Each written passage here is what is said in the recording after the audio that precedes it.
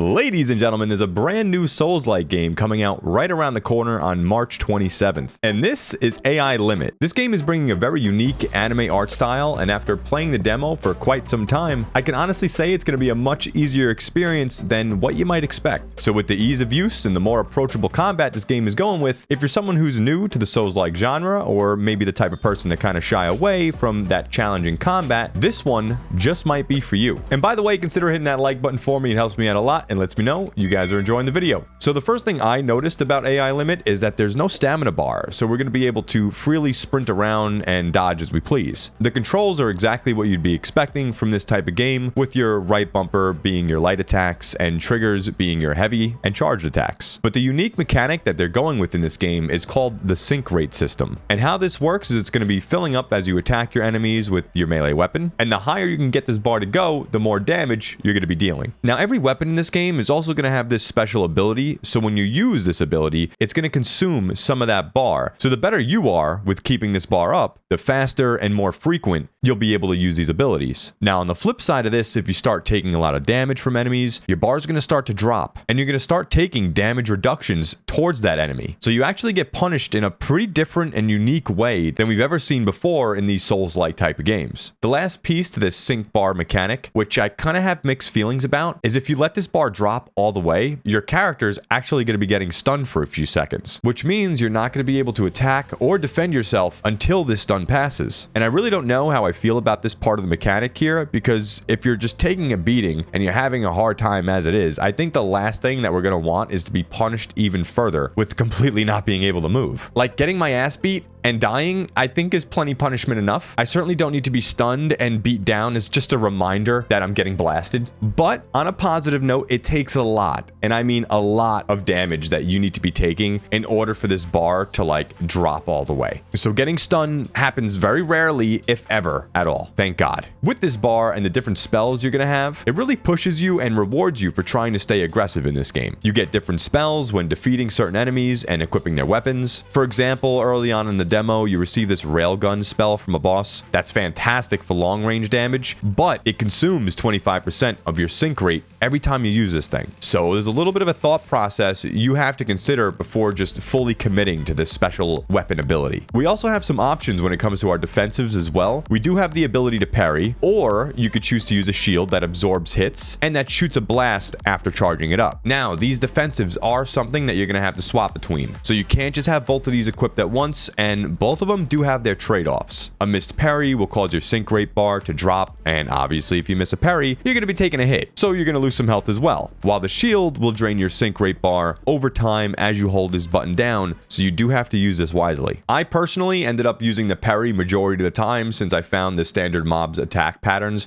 pretty easy to predict. However, I would find myself swapping a little bit more when I found myself versing these like robot enemies, because they have very static and hard to read attacks. So much so that I think that some tweaking needs to be done before the game's actual release. Another part of this game that I was extremely happy with was the enemy diversity that they gave us, even looking at it just from the start of the game. There's going to be different monsters you encounter with variations of that type of monster. Some use equipment and like big old pipes trying to beat you down. While you're dealing with that, you're also running into androids that are hostile to both you and the monsters. So you have some leeway on killing specific types of enemies off first, if you find one type of enemy easier to deal with than another. Of course, we have human enemies that are using the same types of weapons that we're using, and I can't forget this guy here that whooped my ass a bit with the flamethrower. The customization in this game has a very wide variety of weapon choices to choose from, and each with their own strengths. You can equip 2 different melee weapons and swap between them mid-attack, and there's no weight limit at all, so we don't have to worry about any of that. So as long as you reach the stat requirements for the weapons that you're looking to use, you're able to mix and match whatever weapon your heart desires. And we could swap them around at any time. What I found really interesting here, though, is if you swap your weapon in the middle of an attack combo, sometimes it's going to trigger a special attack, and it has a pretty cool animation that's very unique to those 2 weapons you're choosing to swap at the time. And ladies and gentlemen, there's a lot of weapons in this game, and so many that I see in the trailer that weren't available in the demo. Like, there's these dual fire swords that have quick slash attacks. We got great swords that have slower attacks but hit like trucks, and even a rocket launcher that I just wasn't able to play with yet. So there's definitely some hype built up behind this, as I was enjoying myself with the very limited amount of equipment and weapons I had available in the demo. Now for the aesthetics and equipment, there's pieces of headgear, armor, amulets, and changing that does affect how your character appears, which is freaking awesome. I'm all about the fashion in these games, but I can't yet confirm if there's like an actual transmog system or something like that where you're able to change the appearance of your character while still keeping the stats that fit your build or you like. Nothing like that was in the demo, so we'll have to wait and see what the game's actual finalized version gives us. Now, in typical Souls-like fashion, you can level up and upgrade your character when you use bonfires or branches, as they're called here in AI Limit. There are 5 attributes you get to choose from, and the game does do a great job of explaining what happens if you decide to invest your points into those, which is wonderful. So it works the same way as you might expect with souls required to level, or the amount of crystals in this game required to level, becoming higher as you go. Visually, AI Limit did grab my attention with its unique art style, and even more so with this atmosphere being a combination of like futuristic tech and gritty dystopian feel. It works really well in my opinion. There's broken machinery everywhere, weathered objects. It really looks like this place has been ran through. And most importantly, the UI is very clean and unintrusive, so it doesn't pull you out of the gameplay experience as a good UI should. Now, I do want to say the color palette does feel a little flat to me, like all the time. With what I've seen and played through so far already, I really hope that they change this up as we go deeper into the game when it releases, because it's pretty and unique, but having a 40-hour playthrough with this type of color palette just isn't going to fly, at least for me, and I hope they recognize that. So AI Limit does have a lot of potential, and I would even go as far to say it could be a very nice stepping stone for people that don't particularly like to take part in Souls-like games, which is a massive plus as they're trying to reach broader audiences. Doing away with the stamina gauge and not losing everything that you earned when you die is definitely another big plus, as well as adding this sync rate system and having no weight limitations. These are very bold changes that are being made to an already proven to work recipe, and I'm happy that they're going out on a limb here to change what they know already works. But what are your thoughts on the game so far? Are you excited for all these variations of Souls-like games coming our way? You thinking about giving this one a try? Let me know in the comments below. Hit that like button, subscribe, ring the notification bell, all that jazz, and I will see you in the next one. Toodles!